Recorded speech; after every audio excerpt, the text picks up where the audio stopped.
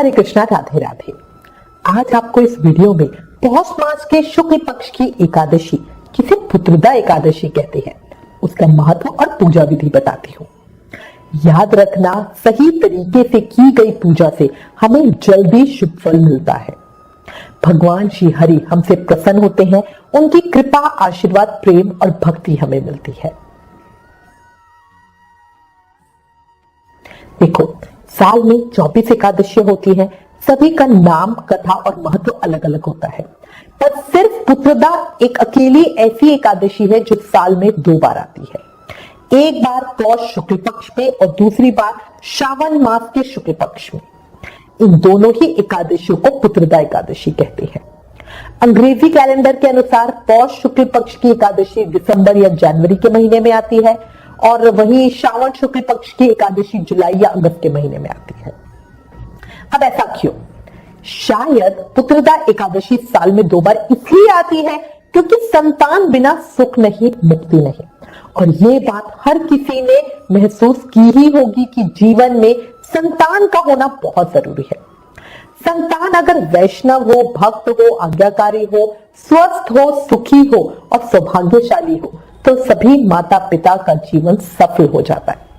लेकिन इन कामनाओं की पूर्ति करवाने वाला पुत्रदा एकादशी व्रत सभी के लिए बहुत ज्यादा इंपॉर्टेंट है। इस दिन सुदर्शन चक्रधारी भगवान विष्णु के साथ भगवान श्री कृष्ण के बाल स्वरूप यानी लड्डू गोपाल की पूजा का विशेष महत्व है।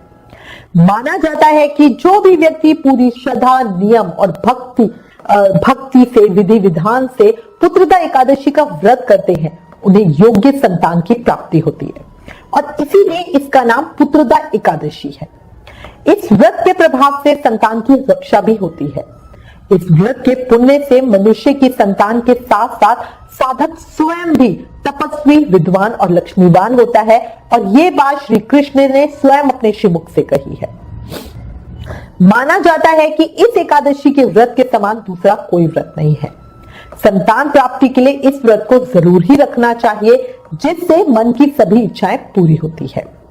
ये भी माना जाता है कि इस व्रत के करने से और इस व्रत के पूजन से संतान पर आने वाले जो कष्ट होते हैं उनसे उनकी रक्षा होती है। इसीलिए सभी को इस एकादशी का व्रत जरूर करना चाहिए। जिनके संतान नहीं है वो साधक भी इस व्रत को संतान प्राप्ति की कामना से करें और बाकी जो सारे साधक हैं वो अपने संतान की रक्षा के लिए इस व्रत को करें। अब आपको इस महापुण्यकारी एकादशी की पूजा विधि बताती हूँ। देखो, जो वैसे सभी एकादशी का व्रत नहीं करते वो केवल अपने संतान के स्वास्थ्य और रक्षा की कामना से भी इस व्रत को कर सकते हैं। जिनके संतान नहीं है उनके लिए व्रत वरदान से कम नहीं है, वो जरूर ही इस व्रत को रखें। याद रखना, जो भी संतान प्राप्ति के लिए इस व्रत को कर रहे हैं वो पति पत्नी जोड़े के साथ ही इस व्रत को पूरी श्रद्धा, भाव और प्रेम से करें। पौष पुत्रदा एकादशी के दिन श्रद्धा पूर्वक भगवान विष्णु का पूजन किया जाता है। पूजा कुछ इस तरह से करें, मैं आपको थोड़ा स्टेप्स में बता रही हूँ, आपको आइडिया हो जाएगा। एकादशी व्रत का पालन दशमी की शाम से ही शुरू किया जाता है। दशमी वाले दिन एक समय हम भोजन करेंगे, शाम को सूर्यास्त के बाद कुछ अन्न नहीं खाएंगे, रात को ब्रह्मचार्य व्रत का पालन करते हुए जमीन पर सोएंगे। एकादशी वाले दिन हम सुबह जल्दी उठेंगे। इन दिनों में ठंड बहुत ज्यादा होती है, फिर भी सुबह जितनी जल्दी हो सके उतनी जल्दी उठ के स्नान आदि करें। नहाने के पानी में गंगा जल, आंवले का रस और थोड़े तिल मिला लें। नहाने के बाद साफ कपड़े पहने, फिर पूरे घर में गंगा जल के छींटे मारे। घर के मेन गेट पर हल्दी से स्वास्तिक बनाएं। अब पूजा की तैयारियां करें। अच्छा, भगवान सूर्य नारायण को जल अर्पित करते हुए जल में रोली, फूल और गुड़ जरूर मिला ले, फिर सूर्य भगवान को जल अर्पित करें। पूजा के लिए फूल, फल, तुलसी दल आदि हम पहले से ही तोड़कर रखेंगे। अब भगवान श्री हरि विष्णु की पूजा करें। सबसे पहले व्रत का संकल्प लें।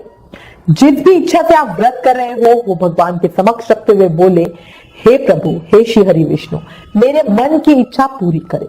मैंने अपने आप को आपको समर्पित किया है। यदि आप पुत्र प्राप्ति के लिए व्रत कर रहे हो तो ये व्रत पति पत्नी जोड़े के साथ दोनों को करना है और दोनों ही संकल्प लेंगे। फिर व्रत का बढ़िया पूजन करें।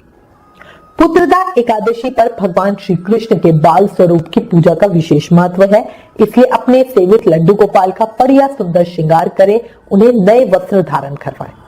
वैसे हर एकादशी पर हम अपने सेवित श्री विग्रह का पंचामृत से अभिषेक करते हैं, पर इस एकादशी पे पंचामृत से अभिषेक करवाएं या ना करवाएं, ये पूरी तरह साधक का भाव है।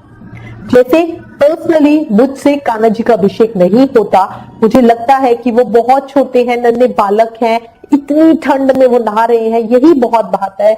नहलाने का पानी तो मैं हल्का गर्म होता है ना, बट पंचामृत में जो सामान होता है उसको हम गर्म नहीं कर सकते, दूध दही है ना जो होता है उसको हम गर्म नहीं कर सकते हैं, तो इसलिए, और वो बहुत ठंडा होता है, तो इसलिए मैं अपने भाव के अकॉर्डिंग उन्हें गंगा जल से ही स्नान करवा देती हूँ। अच्छा, और अगर आप चाहते हो, क्योंकि हमारे शास्त्रों में तो लिखा हुआ है कि एकादशी वाले दिन हमें पंचामृत से स्नान करवाना ही चाहिए, तो पूरी तरह से आपकी इच्छा, आपका भाव है।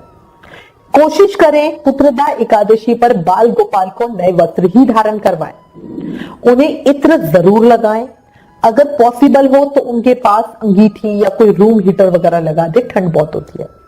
फिर उनको चंदन से तिलक करके पुष्प अर्पित करें, तुलसी दल अर्पित करें और धूप दीप आदि से आरती करें, उनकी अर्चना करें।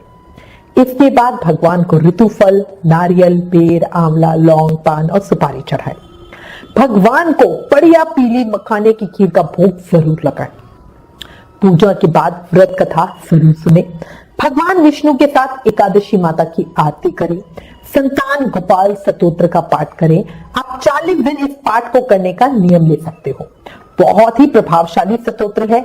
अगर 40 दिन का नियम नहीं ले सकते तो एकादशी वाले दिन तो सुबह और शाम इसका पाठ जरूर करें। हमारे चैनल पर ऑलरेडी संतान गोपाल स्तोत्र का पाठ है, उस वीडियो का लिंक नीचे डिस्क्रिप्शन में दिया, एक बार चेक जरूर करना।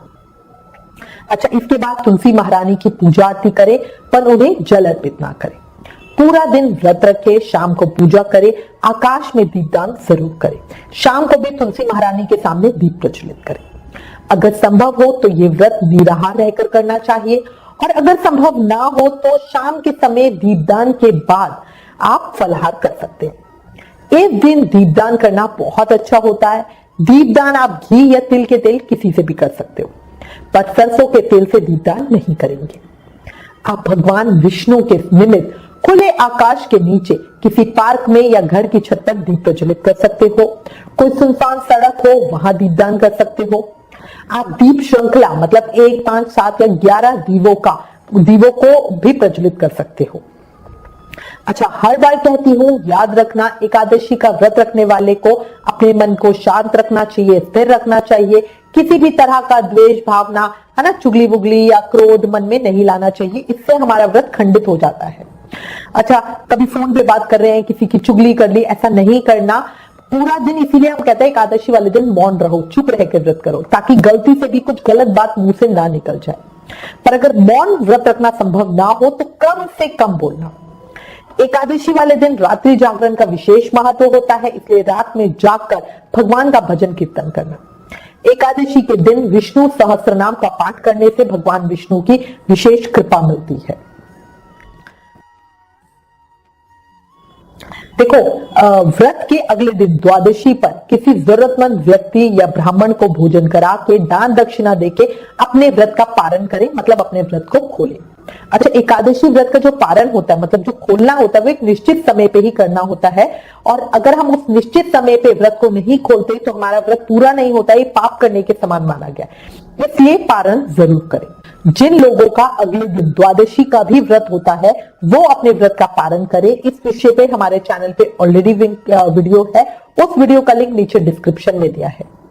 अच्छा, अगर कोई भी कपल है जो संतान की इच्छा से व्रत कर रहे हैं, या जो चाहते हैं कि भगवान उनके संतान को दीर्घायु दे, या भगवान उनके संतान की रक्षा करे, उनकी संतान को कोई प्रॉब्लम है, उन दंपत्ति को भगवान की आराधना पूजा जरूर करनी चाहिए। एक चीज याद रखना, पौष पुत्रदा एकादशी पर गाय का दूध चांदी के बर्तन में जमाकर, यानी उसका दही बनाकर या किसी भी और तरीके से दूध का फलाहार जरूर करना चाहिए। इससे बिल्ली और बिच्छू की योनि से मुक्ति मिलती है। अब हमारे पास एक प्रश्न आया कि पिछले साल पुत्र की कामना से यह व्रत किया था, तो क्या अब हर साल इस व्रत को करना है?